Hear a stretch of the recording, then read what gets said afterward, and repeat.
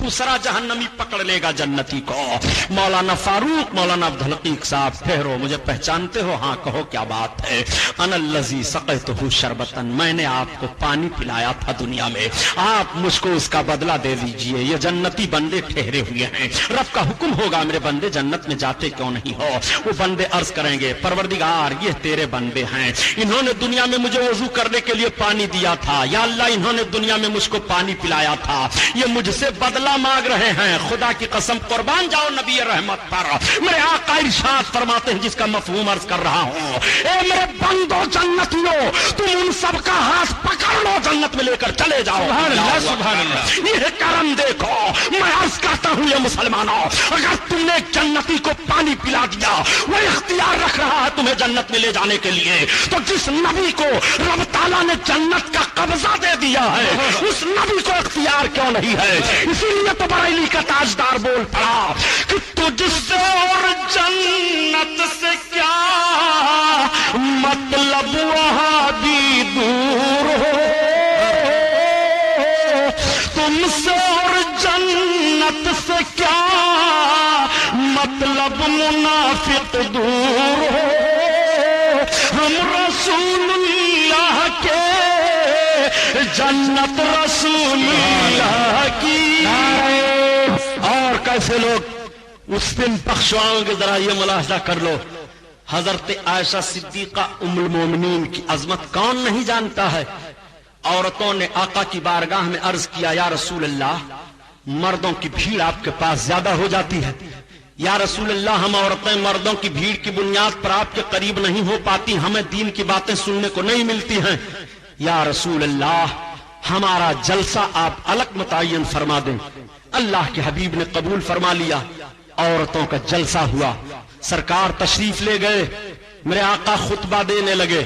आका इरशाद फरमाते हैं कि जिस औरत के बच्चे मर गए हों, कच्चे बच्चे, वो कयामत में अपने माँ बाप की शफाअत करके जन्नत दिलाएंगे। वो बच्चा रब की बारगाह में अपने माँ बाप की बख्शिश के लिए झगड़ेगा। उलमा फरमाते हैं झगड़ने का मतलब वो मचलेगा, वो अर्ज करेगा मेरे मौला मेरे बाप को बख्श, मेरी माँ को बख्श, तब मैं जन्नत में जाऊंगा। और वो मचल मचल कर अर्ज करेगा, रब ताला उस बच्चे के मचलने को कबूल फरमाएगा, उसके वालिदैन की बख्शिश फरमा देगा। हजरत उम्मुल मोमिनीन आयशा सिद्दीका अर्ज करते हैं, या रसूल अल्लाह, और जिसका एक बच्चा मरा हो, आका फरमाते हो एक बच्चा अपने माँ बाप की बख्शिश कराएगा। तब तक वही हजरत उम्मुल मोमिनीन अर्ज करती है, या रसूल अल्लाह, और जिस औरत के कोई बच्चा ही ना हो, आका फरमाते हैं उसकी बख्शिश मैं कराऊंगा। सलाम उस पर कि जिसने फजल के मोती बिखेरे हैं, सलाम उस पर कि जिसने फजल के मोती बिखेरे हैं, और सलाम उस पर कि जिसने कह दिया सब मेरे ही मेरे हैं। और कौन बख्शवाएगा, जरा इसको भी सुनो। कुरान की तिलावत किया करो, मस्जिदों में जाया करो, मस्जिदें तामीर हों तो अपने हस्ब उसात हिस्सा लिया करो। आज तो मस्जिदों को शहीद करने और गिराने का प्लान बनाया जा रहा है। बाबरी मस्जिद को फस्ताई ताकतों ने अपने बलबूते पर शहीद किया, बुतखाने में तब्दील किया। हालांकि इन्हें मालूम है कि इस्लामी नुक्ते नजर से मस्जिद खालिसा जमीन पर तामीर की जाती है। अगर मस्जिद की जमीन किसी की मिल्कियत है और वो नहीं दे रहा है, तो आप जबरदस्ती करके उस पर वो तामीर मस्जिद की नहीं कर सकते। खालसा जमीन पर हमारी मस्जिद की तामीर हुई, मगर ऐसी तारीख गढ़ी गई जिस तारीख ने हिंदुस्तान में इंसाफ और दियानत का जनाजा निकाला, मुसलमान और गैर मुस्लिम को एक ऐसे अंदाज से लड़ाया कि जिसमें इबादत गाह जद में आई और इबादत गाह का चेहरा मस्क किया गया। इबादत गाह की ईंट से ईंट बजा दी गई। इबादत गाह गिराने वालों को फर्दन फर्दन जो सजाएं रब की तरफ से मिली, वो सजाएं मैं नहीं बयान कर रहा हूं, लेकिन एक बात तो मैं जरूर अर्ज करने का हक रखता हूं कि ताला खुलवाया था जिसने, उसका भी नानो निशान मिटा। شہید کروایا جس نے، سیاست کا جنازہ اس کا بھی نکلا، دلی سے لے کر کے یوپی حکومت تک ان سب کے سیاست کے جنازے نکل گئے جنہوں نے بابری مسجد کے آڑ میں اپنی سیاست کو چمکانا چاہا تھا۔ انہیں نہیں معلوم ہے کہ جس رب نے قرآن نازل فرمایا ہے، قرآن میں رب کا حکم ہے کہ جو مسجدوں کو خراب کرنے کی کوشش کرتے ہیں وہ سعی فی خرابہا، جس نے مسجد کو خراب کرنے کی کوشش کی، ویران کرنے کی کوشش کی، لہو فی الدنیا خزی وفی الآخرۃ عذاب عظیم، اس کے لیے دنیا میں رسوائی ہے اور آخرت میں دردناک عذاب ہے۔ وہ ساری سیاسی پارٹیاں رسوائی کی سیاہی اپنے چہروں پر لگا کر کے بھارت میں گھوم رہی ہیں، ان کا منہ کوئی دیکھنے کے لیے تیار نہیں ہے اور آخرت میں ان کے لیے عذاب تو باقی ہی باقی ہے۔ یہ جملہ میں ترشی کی بنیاد پر نہیں کہہ رہا ہوں، بلکہ مسلمانوں کو تکلیف دی جا رہی ہے ان کی عبادت گاہیں گرا کر کے۔ اور سن لو، بھارت کی سرزمین ہو چاہے دنیا کا کوئی بھی ملک ہو، جس ملک میں بھی عبادت گاہوں کو نقصان پہنچایا گیا ہے، وہ ملک امن و امان کے ماحول میں نہیں رہ پایا ہے، لوگ پریشان رہ گئے ہیں۔ عبادت گاہیں رب کی عبادت کے لیے بنائی گئی ہیں، تمہیں گرانے کے لیے نہیں بنائی گئی ہیں۔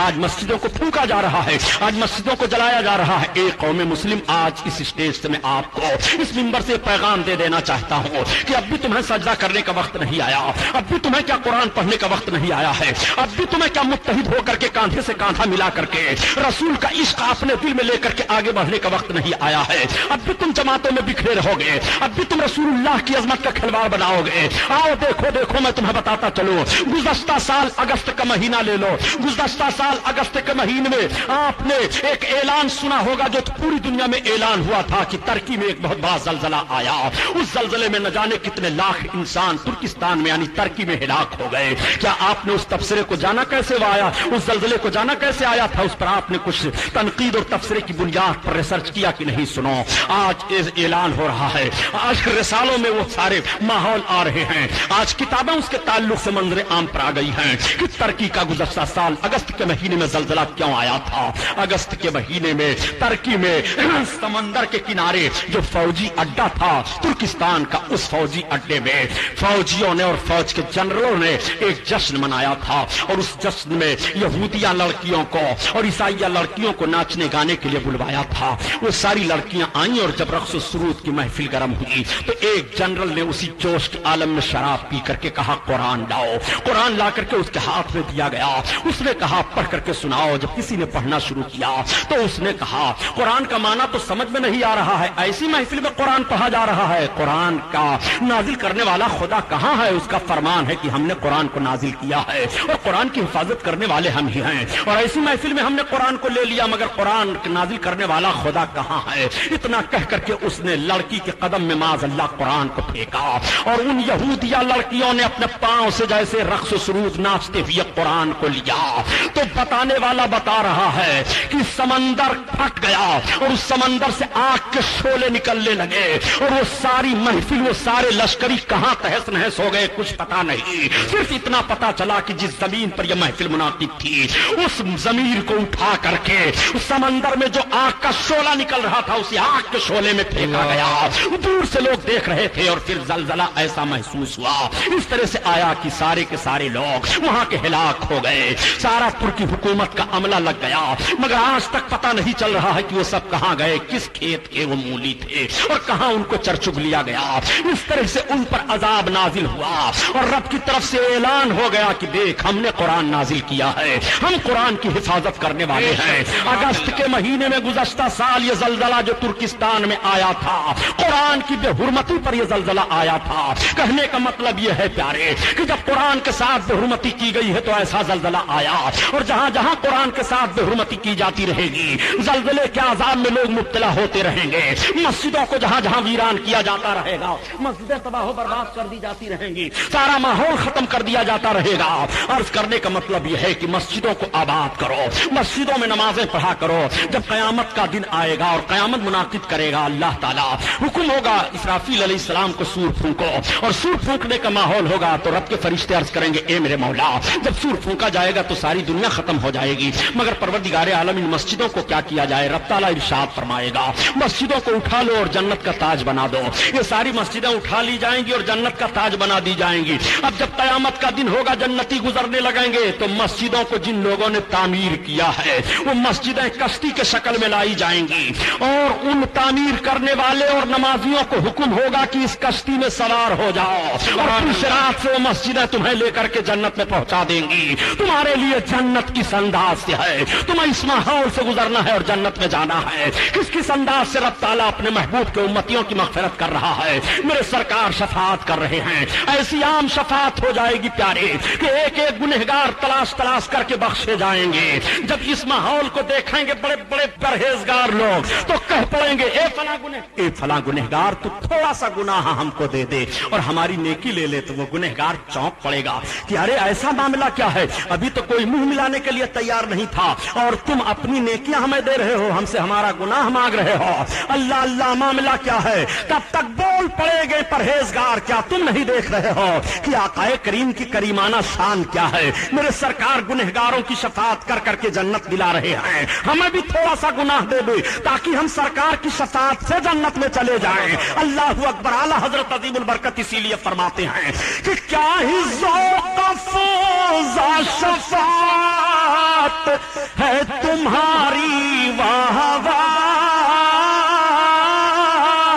और कर्ज लेती है गुनाह परहेजगारी वाह वाह। और एक बात सुनो, कयामत में अल्लाह के हबीब कितनों को बख्शवाएंगे, ये सवाल उठा था। सहाबा ने अर्ज किया था या रसूल अल्लाह आपके गुनहगारों उम्मतियों की कमी नहीं होगी, कयामत तक होंगे सब, कितनों को आप बख्शवाएंगे। तो आका तादाद बता रहे हैं कितनों को मैं बख्शवाऊंगा। सुन लो हदीस शरीफ के अल्फाज। आका इरशाद फरमाते हैं इन्नी अशफ़अ यौमल क़ियामा ले अक्सरा मिम्मा अला वजहिल अर्द मिन शजरिन व हजरिन व मदर। सुभान अल्लाह। मेरे आका इरशाद फरमाते हैं कि तुम मुझसे पूछते हो मैं कयामत में कितनों को बख्शवाऊंगा। सुनो, ये जमीन पर जितने पेड़ हैं, जितने पत्थर हैं, जितने कंकर हैं, इन सबसे ज्यादा आदमियों की बख्शिश कराऊंगा। सुभान अल्लाह। पूरी दुनिया का कंप्यूटर लगा दो कि महाराष्ट्र में कितने पत्थर हैं क्या शुमार कर पाएंगे, कितने पेड़ हैं क्या गिन पाएंगे, कितने कंकर हैं क्या गिन पाएंगे। आका इरशाद फरमाते हैं रूए जमीन पर जितने पेड़, जितने पत्थर, जितने कंकर हैं, इन सबसे ज्यादा आदमियों की बख्शिश में कराऊंगा। अब आला हजरत का शेर पढ़ो, ईमान ताजा हो जाए कि या रसूल अल्लाह जब इतनों की आप बख्शिश करावेंगे तो अब हमें घबराने की जरूरत नहीं है। एक मैं क्या मेरे इसिया की हकीकत कितनी, मुझसे 100 लाख को काफी है इशारा तेरा। नबी का ये रहमो करम भी आप देखते चलो। और मेरे आका ही इरशाद फरमाते हैं ए मेरे उम्मतियों, ये मेरी शान तो है मगर सुनो सुनो, नमाज ना छूटने पाए। अगर तुम नमाज छोड़ोगे तो सजा के बहुत जबरदस्त मुस्तहिक होगे। आका इरशाद फरमाते हैं मन तरक सलाता मुतअम्मिदन फउल्क़िया फिन्नार सलासीना हुक्बा। जो जानबूझ करके एक वक्त की नमाज छोड़ता है वो 80,000 साल तक जहन्नम में जलता रहेगा। इसलिए तुम आका की शफाअत की फजीलत सुनने के बाद बदअमल ना हो जाना। नबी करीम के सहाबा को देखो, ये हजरत अबू बकर सिद्दीक हैं, ये हजरत उमर फारूक आजम हैं, ये हजरत उस्मान गनी हैं, ये मौलाए कायनात हैं जिनको जन्नत की गारंटी मिल चुकी है। मगर एक वक्त की नमाज नहीं छूट रही है।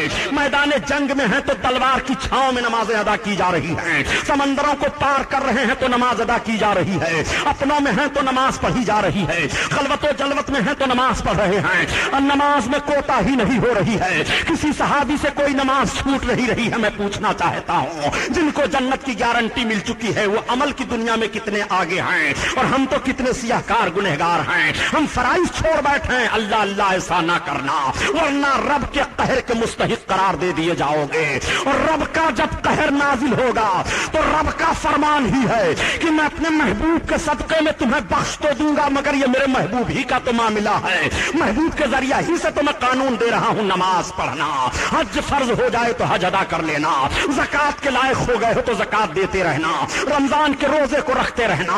आकाए करीम ने इरशाद फरमाया जो इन चीजों पर अमल पैरा हो उसके बख्शवाने की हमारी जिम्मेदारी है, उसको जन्नत दिलाने की हमारी गारंटी है। मेरे सरकार सारे लोगों की बख्शिश करा देंगे और सारे लोगों की मग़फ़िरत हो जाएगी। अल्लाह के हबीब फरमाते हैं कि जब हमारे सारे उम्मती जन्नत में चले जाएंगे तो रब ताला का मुनादी निदा देगा कयामत में रब ताला की तरफ से आरदीता या मोहम्मद, ए मोहम्मद। मेरे आका इरशाद फरमाते हैं कि मेरा रब मुझे निदा देगा हत्ता युनादी نادینی ربی ردیتا یا محمد، میرا رب مجھے پکارے گا اے محمد راضی ہو گئے ہو؟ فاقول ایو ربی ردیتو، تو میں عرض کروں گا ہاں میرے پروردگار میں راضی ہو گیا۔